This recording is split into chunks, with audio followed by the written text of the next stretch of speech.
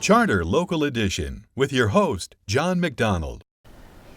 Welcome. We're visiting today with Mayor Rick Norby of the lovely town of Sidney, Montana.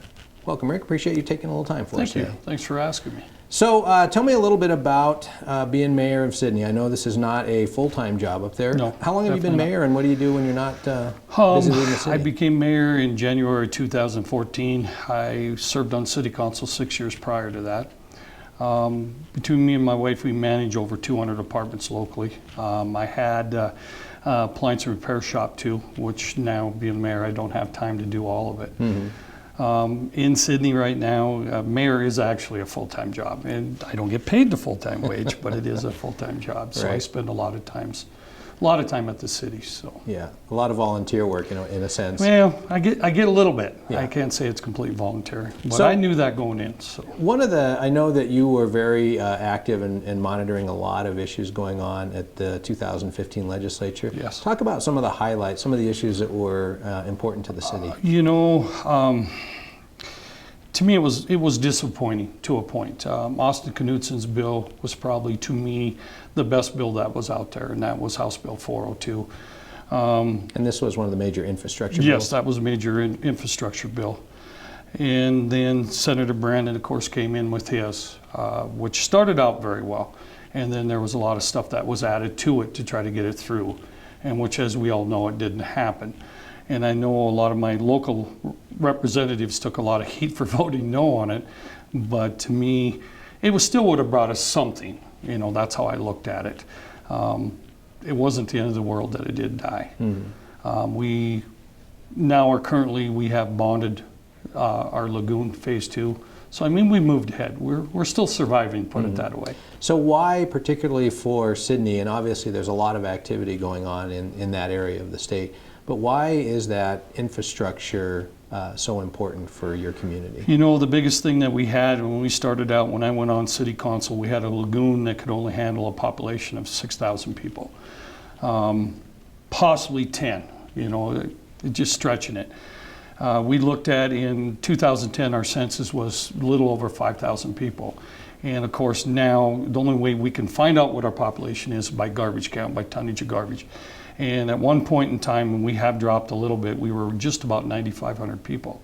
And here we were trying to operate a lagoon that could only handle 5,000 to 6,000 people. Mm-hmm. And we were basically sitting to where DEQ said you had to do something. So we already had bought the land where we were going to put it and stuff. And it was something that should have took place years ago. But it was very important for us, just like our infrastructure and our water. Mm-hmm. We need to update. We have wells that are 80, 90 years old. Out of our 11 wells that we supply Sidney with, it's going to have to be done. We're going to have to set up some kind of structure to be able to treat our water. Moving ahead, whether this disappears or whatever happens, we still have to do it. But when you add that kind of population in on top of it, it kind of makes it now type thing. And that's why we were trying to get some relief. We were not expecting cash to be handed to us. That was never. We were looking at more of a cheaper interest rate on bonds, something, just give us something to get us started. Mm-hmm. And so that's what we'll be working on the next session too. And so as an alternative in the meantime, the city is going to do this through bonding. Right, instead. We have bonded all of phase 2, which is right at about $15–16 million.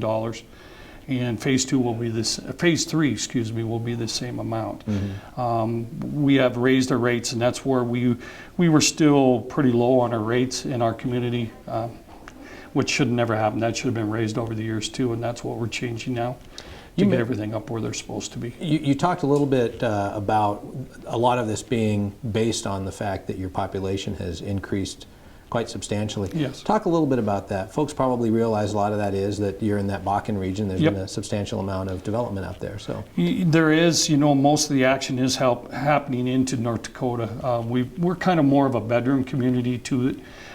We have a lot of the production and service side in our area.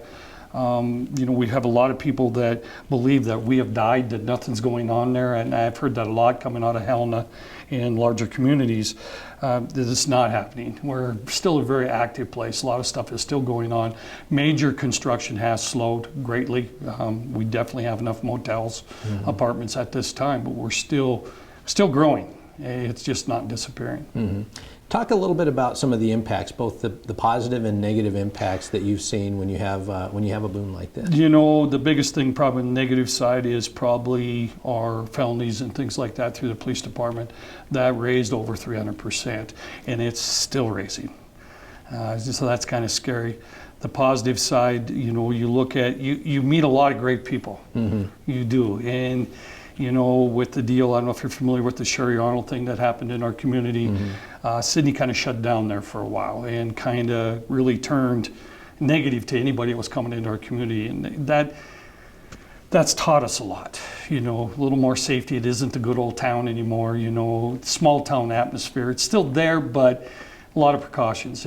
That is a positive. That not that she passed away, but it made us more aware of what's around us. Right. And got to see there's a lot of good people that are coming in with this oil too. And in many ways brought the community together, Yes, I imagine, big too. time. Yeah. What are some of the other positive effects? Obviously, economic issues, Yep. there are good and bad there. What are Yep. some of the positive economic issues? You know, with it? positive, you know, economic-wise, you know, there's a lot of money being spent in Sidney, which is good for our businesses and everything around us. You know, and that's probably the biggest thing. And also, we're able to step back by watching Wofford City and Williston, North Dakota, and we've taken our time at what we're doing. We didn't rush into like they did, and it's pretty rough over there for those people right now. And for us to be able to do that, I believe that's the biggest positive we had. We got to watch it before it actually increased, and now we kind of do have a slowdown and give us a chance to catch our breath. Right.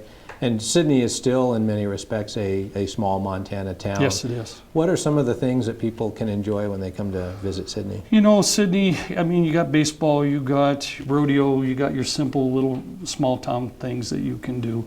You know, we don't have the big shopping centers, anything like that. And I suppose a lot of the people coming from bigger communities, that they're shocked that we don't have anything and we're supposed to be going through all this big growth. And probably never will. Right. But I mean, it's a relaxing community. Yeah, you get to maintain that small town quality. Yes, and that's something I will work on and make sure it stays there. Absolutely. So, well, Mayor, I appreciate it. We've been visiting today with Mayor Rick Norby of Sidney, Montana. Appreciate you stopping by. Thank you Mayor. very much. Thank you. Charter Local Edition has been an exclusive presentation of Charter Communications, providing original programming.